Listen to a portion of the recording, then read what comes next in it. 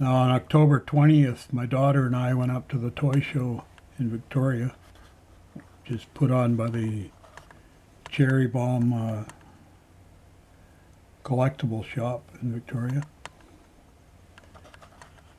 I picked up a couple of items there. Picked up this Matchbox Superfast, Lotus Europa,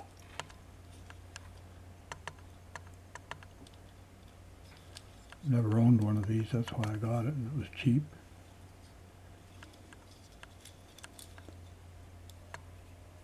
It's got opening doors.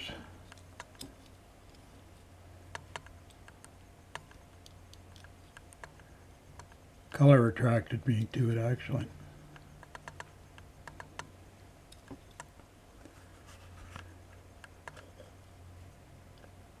Came with the box.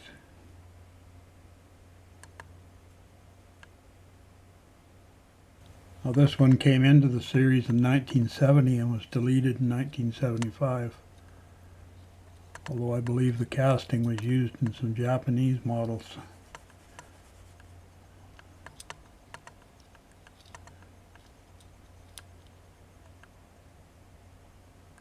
Got some interior detail, nice steering wheel.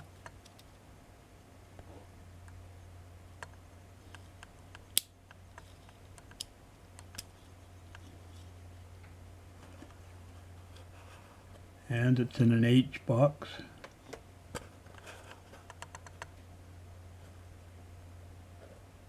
Which I like this style.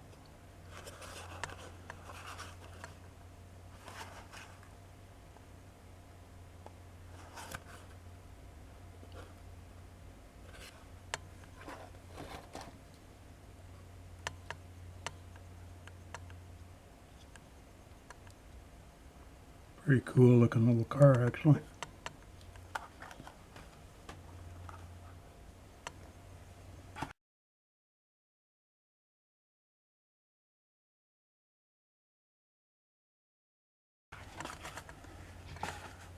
And another one I picked up there was this Land Rover Firetruck, which I've always wanted in Superfast. I've only had the regular wheel version. Again, it was pretty reasonable in the box, so I got it. So this one came into the Matchbox series in 1966 in the regular wheels and was converted to Superfast in 1970.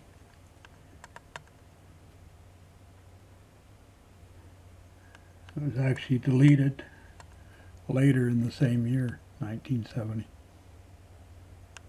So it was pretty short-lived in the Superfast series. But a very attractive model. Kent Fire Brigade.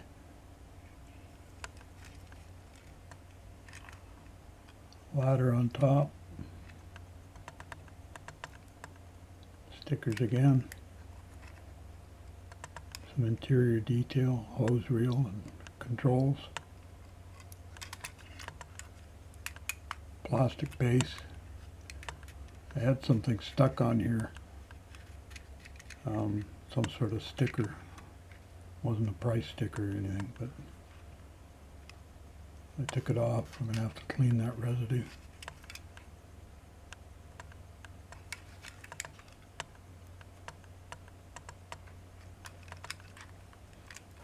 And this one came in the G box.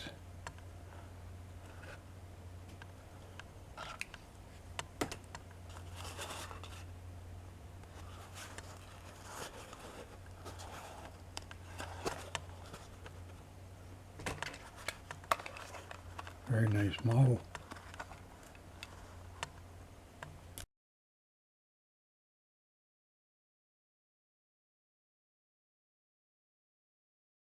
Another one I picked up at the toy show was a Matchbox Battle Kings. The self-propelled Hawk rocket launcher.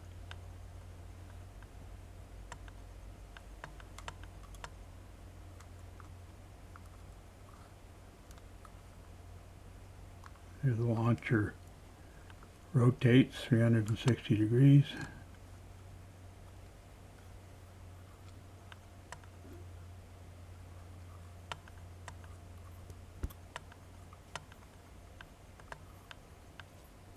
This launcher's got a hair trigger on it. So sometimes you just touch it. Actually, it was sitting in the living room on a table and fired the missile at one point. Something to do with the spring, I guess, not locking in or something.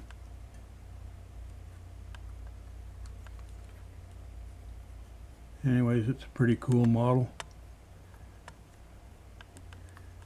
Depicts the mobile system the U.S. used for quite a few years.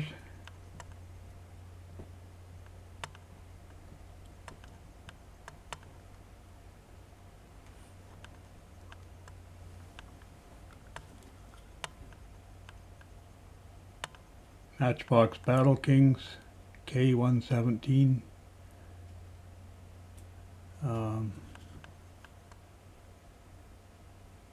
SP Hawk launcher, self-propelled.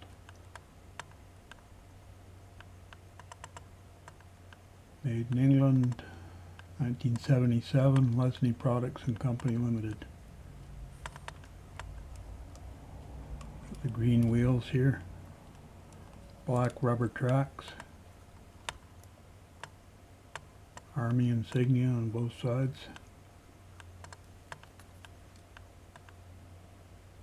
A little bit of locker detail on the back end,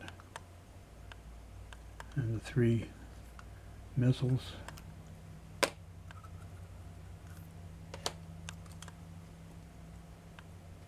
I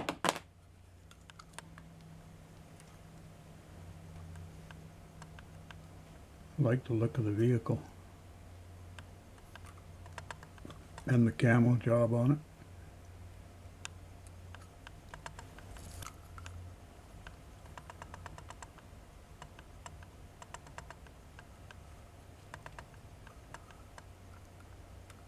I don't know how long it was in the series, but I imagine it was in till the end, which was like 82 when the Battle Kings were finished. So, somewhere in there.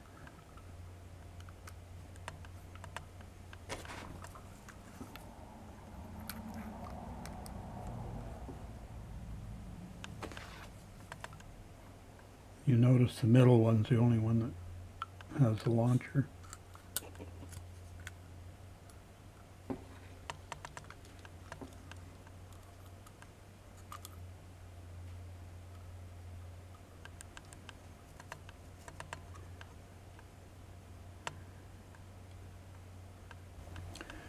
So that's K117 in the Battle King series.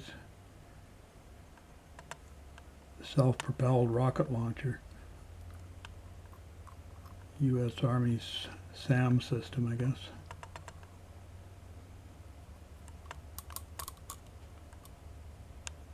Kind of neat looking.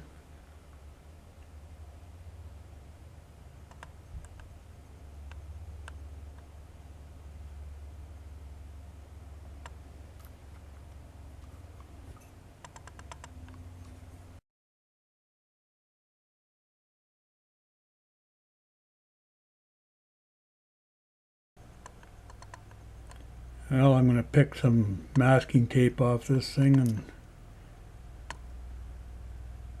see what we got underneath.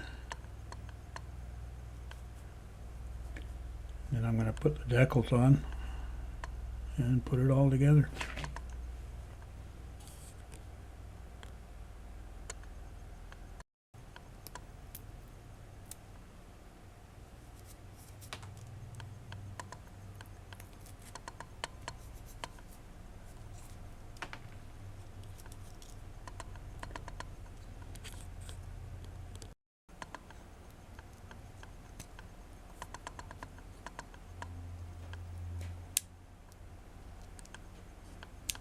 I don't think I have to film this tape coming off.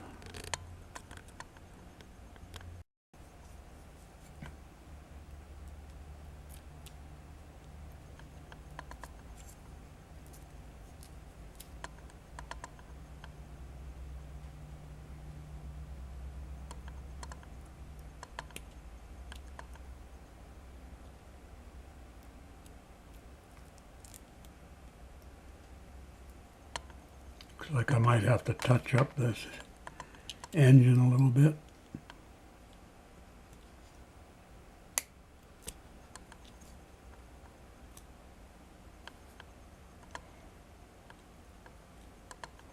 Yeah, not much, just a little bit.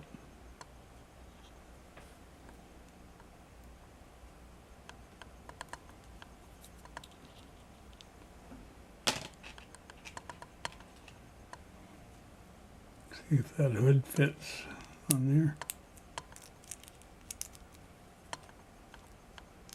properly.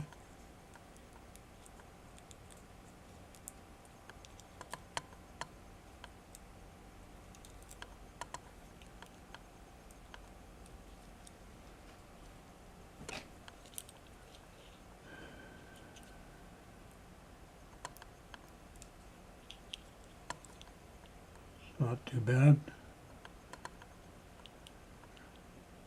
Early on in the rear engine racers, they used to call these bobtails.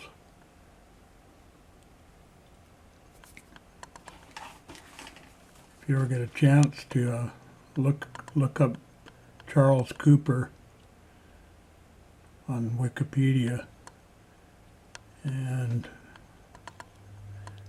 his son John and their friend Eric Brandon, those are the guys that developed these rear engine racers in the 50s and 60s. And it basically became the configuration for race cars. Formula One, Indianapolis 500 racers. And of course Cooper dominated the rally racing with his minis conversions, so yeah, I think that'll be all right.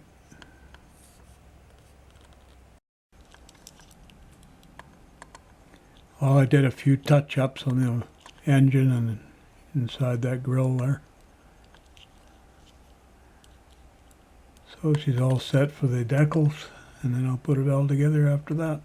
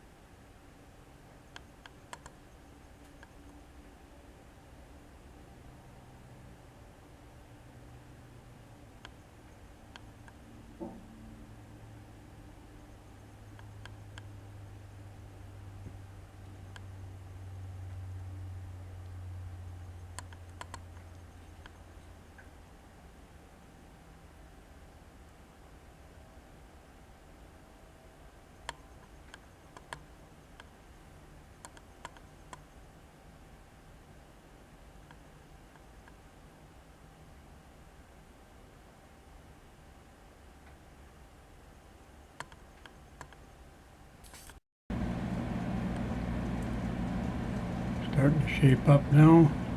Decals are on.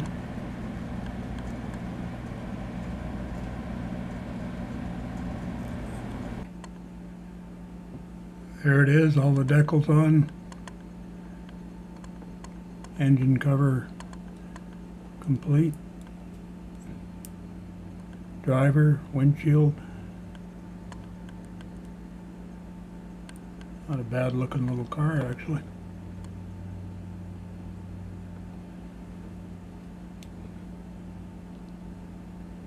So that's the Dinky number 240 Cooper race car.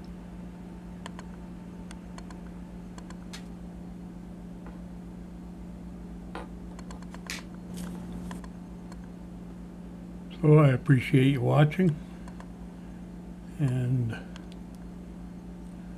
hope you enjoyed the video and the little restoration of this car.